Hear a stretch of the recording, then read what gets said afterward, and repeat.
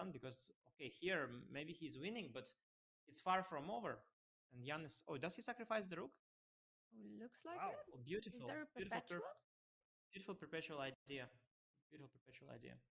We gotta show that, Robert. Does it? Yeah, because of course this rook is hanging. Queen e4 check.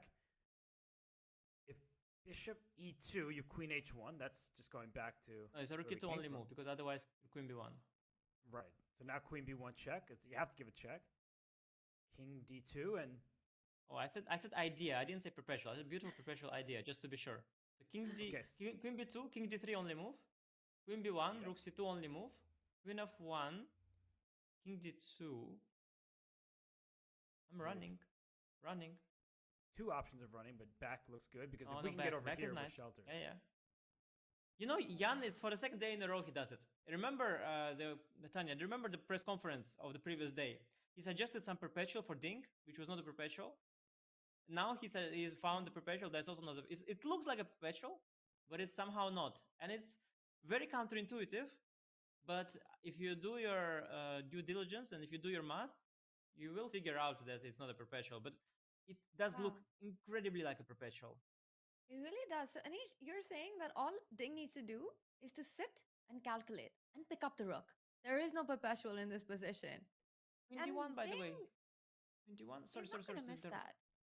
Nah, but it's queen d1. No, I mean I don't see it of the bat. So queen d8, queen e4, rook e2, queen b1, king d2, queen b2, king d3, queen b1 is all forced. Queen b1, rook c2, queen d1 check here. This looks like a perpetual. No, it's queen b1. That's where it came from. So only move is again king e4. King e4. I mean, you give the rook with check. Okay, you give the rook with check. Bishop d3, I guess. Knight d6. This is King insane. e5, I guess. Oh my And queen goodness. f6 check followed by queen takes d3. Queen f6, king h7, d8, knight c4, king f4. Yeah, this e5, king g4, queen e4 check. Anish, King you're g3? crazy. Has anyone it ever finished? told you that? no, but Anish is right. What he's doing right now Did you see how long the line was? He's demonstrating what Jan was probably thinking. He's like, let me just go and hope for this perpetual. He didn't see a perpetual check. Let's be clear about that because it doesn't exist. But he's saying it's complicated, and he probably felt that the other position was losing. If we just backtrack to the start, where we were looking at, instead of queen h4, which is considered a blunder, which it is, queen f8, this looks bad. And we were talking about this. It doesn't look like black has much going for him, but maybe there is some kind of better defense, even though it doesn't look very fun. He missed it. And Ding buys into it, by the way. Robert, No, but just an update. it's so easy to buy into it, by the way. Yeah, It is so easy buys to buy into into that. He doesn't capture the rook.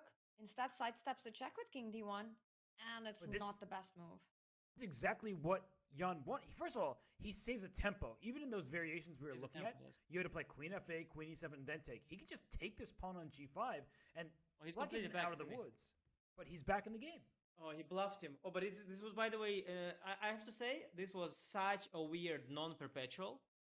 Like, didn't it look like completely like a perpetual, guys? It looked like totally like a perpetual. It was so weird.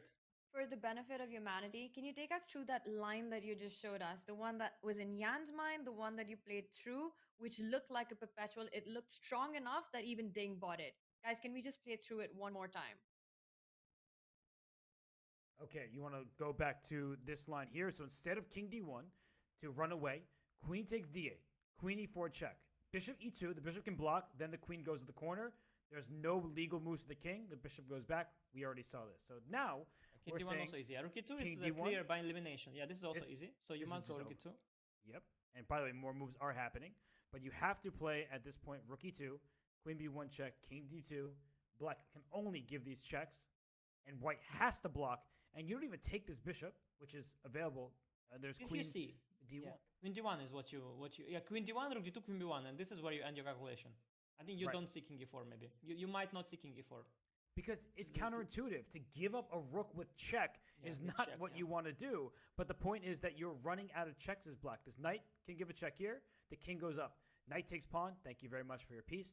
Pawn here, no way. I take with check. So you have to take this bishop. But in the end, we saw that white gets a second queen. And black, unfortunately, for Jan, if this were to have happened, runs out of checks very quickly. You have a few more up your sleeve, but no matter where you go, the white king sits on g3, It's over. and that's over because checkmate is threatened Wow. here. It's doable. What a It's line. doable, by the way, but it's super hard. Yeah, this was But- just, and the confidence with which Jan played it, I think that also makes you a little shaky. It's almost like, yes, he's seen it to the end. Ding could have taken a few more minutes. It almost felt like a player like Ding would find this to the end and take the rook. But instead, he buys into it. He moves the king to d1. And how much of his advantage has he given away, Robert? Well, I think if he hadn't lost on time in game 7, he would have spent much more time there. And that's what I often critique. I don't want to be overly critical. It's, the players, they're under a lot of stress. They've been playing this game. It's nerve-wracking. It's intense. But what I have in the past criticized is not when they miss an idea, but when I feel they don't spend enough time calculating it. And right now, Ding has 22 minutes left on his clock to make it to move 40. He's already made 33 moves. So that is quite a lot of time. But because he lost game 7 in that fashion, I'm guessing he is intentionally speeding up, but it is backfiring because we see the evaluation right now. I think that Ding Liren still has very good winning chances because he has a pass pawn in the 7th rank. He has given up his g5 pawn, and Jan brings his queen back to e7. That seems like a very logical choice. But can the white king, by the way, is there a future for this king to just walk up the board? Well, I can tell you one thing, Robert. The good news for Ding is that both players are under the impression that there was a perpetual check. So both of them don't feel like something has gone wrong. I think Ding feels that, okay, he has a big advantage. He always had it.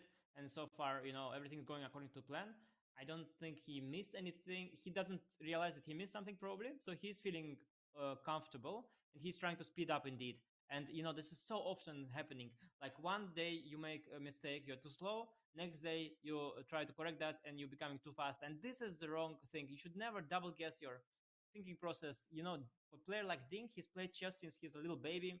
And he does it all on automatically. It's all unconscious process. And when you try to interfere with it consciously and you try to correct yourself, then all this weirdness can happen, and you start missing stuff. But that said, he still has the advantage, and perhaps indeed the king run there. But starting with king b3 is probably a good idea. The question is how much counterplay black can drum up. I can think of an idea, maybe knight h6, g8, f6, but then I will get my bishop to c6 to support the pawn. I think pushing the e-pawn is also an idea, maybe e5, e4, e3 or something like that, trying to generate counterplay. I think black has lots of practical counter chances, and it's not going to be easy. I think he brought his bishop out, so he wants to reinforce this pawn on d7. Yeah, I'm with you, Anish. Of course, black has more chances now than before, but I'm still looking at this, and I would hate to have this position if I were Jan. Knight d4 is there. Knight d4 is there. It could have been a lot worse, Robert. It could have been a lot worse for Jan. And I think he feels like it's the best position he's had in some time, maybe in the whole game, in this game 8 that we're seeing bishop g2. And we see a question mark to that move. The computer, the evaluation, the engine doesn't love it. Bishop g2, not the most accurate, but such a natural human move to make, to just bring the bishop into the game, defend that d7 pawn. You guys are talking about this insane idea of a king march to win the game. Honestly, if that happens in this game, I would just feel like I've seen everything in this world championship. King b3, king a4, king b5 to try and win the game. It sounds absolutely insane to me. Can you break that down? What's the point? Do you just want to go pick up all the pawns and use your king to do that? I do. I'm saying that black cannot really move effectively, so I'm just going to start stealing all your pawns and create a pass pawn of my own here. But Fabi we saw his featured chat. He said king b3 was too difficult to find. I was talking about the idea. I didn't necessarily think king b3 in that position, but apparently it was the best move. That's what Fabi said in the featured chat. Yeah, but the other point of king b3, Robert, is to protect the a3 pawn, and the relevance of that is after knight d4 check, which is a huge opportunity here for Jan. And knight d4, cd, rook d7. Yep. Queen e5 is forced, f6, queen e3. Because queen f4 I have cd. And now, I can take on d4. And at the end of the line, I can take the a3 pawn. Right, that's huge. Yeah, so this is a resource that Jan, of course, spotted, because Jan always spots resources. Jan misses a resource for opponent. Jan never misses resources for himself. Knight d4 is going to come now. And I think this is the first time in the match that a player having a winning position actually ruins it. Wow. I mean, to see that king b3 is needed not just for potential king walk, but to protect the a3 pawn, that's really off most people's radar. He didn't find Oh, it. He he didn't missed find it. it. Wow. He doesn't go knight d4. Wow. Amazing. Amazing. And Jan you usually finds made it sound easy, but I have to say that did not look like an easy find to just sacrifice the knight on d4. And he doesn't go for it. He goes for e5. And the Evalbar shoots right up. It's again Tingleren in the driving seat.